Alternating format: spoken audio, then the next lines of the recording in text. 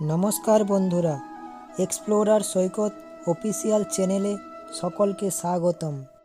বন্ধুরা, আপনারা কি জানেন ভগবান শ্রীকৃষ্ণ খুশি হলে আমাদের শরীরে কি সংকেত বা চিহ্ন ভেসে ওঠে? ভগবান শ্রীকৃষ্ণ যদি আমাদের উপরে খুশি হন তবে আমাদের কিভাবে জানান? আজ আমি ভগবান শ্রীকৃষ্ণের এমন কিছু চিহ্নের কথা জানাবো যা আপনার শরীরে কোথাও দেখতে পেলে জানবেন ভগবান শ্রীকৃষ্ণ আপনার উপরে খুশি হয়েছেন। বন্ধুরা, আপনারা যদি ভগবানের আশীর্বাদ লাভ করতে চান তাহলে এই গুরুত্বপূর্ণ ভিডিওটি অবশ্যই শেষ পর্যন্ত দেখবেন। এই ভিডিওটি অন্য দিনের থেকে আলাদা ও খুবই গুরুত্বপূর্ণ।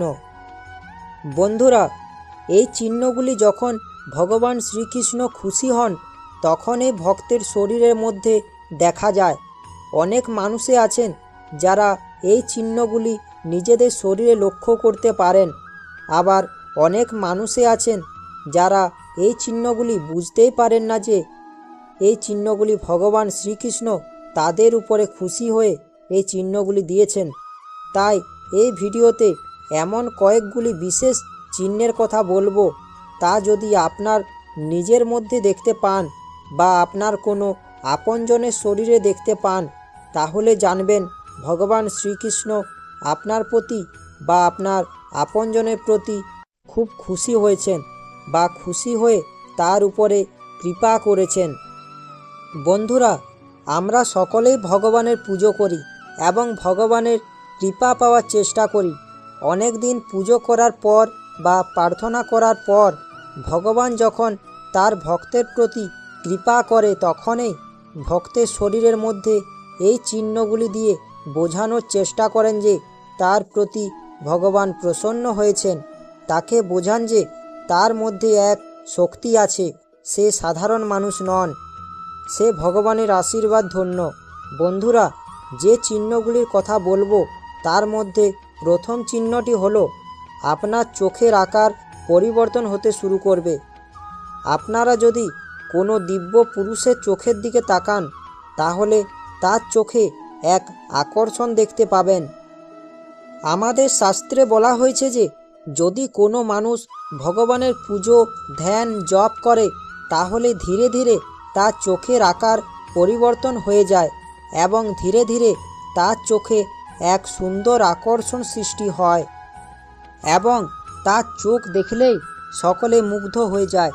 আপনারা অনেক মানুষকেই দেখেছেন যে কোনো মানুষের চোখ দেখেই সে কেমন তা আগে থেকে জানা যায়। কারো চোখ মায়া ভরা হয়। এরকম মানুষের চোখে তাকালে তার প্রতি এক ভক্তি চলে আসে, তার চোখে এক কোমল ভাব থাকে। যদি এইরকম আপনাদের সাথে হয় তাহলে জানবেন ভগবান শ্রীকৃষ্ণ আপনাদের প্রতি কৃপা করেছেন এবং আপনি ধীরে ধীরে ভগবানের আশীর্বাদ ধন্য হয়ে উঠেছেন। বন্ধুরা, এরপর যে দ্বিতীয় চিহ্নের কথা বলবো তা হলো আপনার মুখমণ্ডলের মধ্যে এক দৈব ভাব ফুটে ওঠা। এই বিষয়ে আমাদের শাস্ত্রে বলা হয়েছে যে কোনো মানুষ যদি ভগবানের প্রিয় হন, মানে ভগবান তার প্রতি কৃপা করেন, তখন তার মুখমণ্ডলের মধ্যেও এক পরিবর্তন লক্ষ্য করা যায়। কারণ দৈব কারণে তার মধ্যে এই পরিবর্তন আসা শুরু করে। এই কারণে তার মুখের দিকে তাকালে সকলে আকর্ষণ বোধ করে এবং সকলে তার মুখ দেখলে শান্তি অনুভব করে এবং যার মুখের মধ্যে এই পরিবর্তন আসে সে নিজেও এই বিষয়টি বুঝতে পারে যে তার মুখে এক দৈব ভাব ফুটে উঠেছে এবং তার জন্য এটি খুবই ভালো একটি চিহ্ন যা সে ভগবানের দ্বারা সে লাভ করেছে। বন্ধুরা, তৃতীয় যে সংকেতের কথা বা চিহ্নের কথা বলবো তা হলো শরীরের থেকে এক সুন্দর সুগন্ধ আসা। আপনারা সকলেই জানেন যখন আমরা কোনো মন্দিরে বা ঠাকুর ঘরে যাই তখন এক সুন্দর গন্ধ ভেসে আসে, বা অনেক সময় আমরা কোনো বড় সাধকের সামনে বা মহাপুরুষের সামনে গেলে তার শরীরের মধ্যে থেকে এক দৈব গন্ধ ভেসে আসে যা আমাদের মনকে শান্ত করে দেয় শাস্ত্রীয় মত অনুসারে যে মানুষ ভগবানের আশীর্বাদ লাভ করে তার শরীরের মধ্যে থেকে এক দৈব সুন্দর গন্ধ ভেসে আসে এবং একথাও বলা হয়েছে যে এরকম মানুষের আশেপাশে ভগবানের দূতেরা ঘোরাফেরা করে এবং তাকে সমস্ত বিপদ থেকে রক্ষা করে। বন্ধুরা, চতুর্থ যে চিহ্নের কথা বলবো তা হলো এই চিহ্ন আপনি আপনার শরীরের মধ্যে পাবেন না। এই চিহ্ন আপনি পাবেন যখন আপনি কোনো পশু পাখির সামনে যাবেন। আপনি যদি কোনো হিংস্র পশুর সামনে যান, সে যদি আপনাকে দেখার সাথে সাথে শান্ত হয়ে যায়, সে প্রাণীটি হয়তো অন্য মানুষকে দেখলে তাকে আক্রমণ করে এবং সেই প্রাণীটি আপনার বন্ধু হয়ে যায়, তাহলে জানবেন ভগবান শ্রীকৃষ্ণ আপনার উপরে খুশি হয়েছেন। সে পশু পাখিটি আপনার কাছে এসে আপনার পাশে বসবে। সে আপনার দৈব রূপ বা শক্তির অনুভব করতে চায় এবং তারা যখনই আপনার কাছে আসবে তারা নিজেদের খুব খুশি মনে করবে। বন্ধুরা, পঞ্চম যে চিহ্নের কথা বলবো তা অত্যন্ত গুরুত্বপূর্ণ একটি চিহ্ন। এই চিহ্নটি সকলে নাও পেতে পারে। যখন আপনার প্রতি ভগবানের কৃপা করেন তখন আপনি লক্ষ্য করবেন আপনার দুটি ভ্রুযুগলের মাঝখানে চিনচিন করছে। আপনার মনে হবে কেউ যেন আপনার ভ্রু দুটির মাঝে হালকা চাপ দিচ্ছে। বন্ধুরা, এই সংকেতটি অত্যন্ত গুরুত্বপূর্ণ একটি সংকেত। এই সংকেতের মাধ্যমে বোঝায় যে আপনার আগামী জীবন সুন্দর হতে চলেছে। যদি আপনি কোনো কাজে এগিয়ে যেতে চান তবে ভগবান শ্রীকৃষ্ণ আপনাকে সেই কাজে এগিয়ে যেতে বলছেন।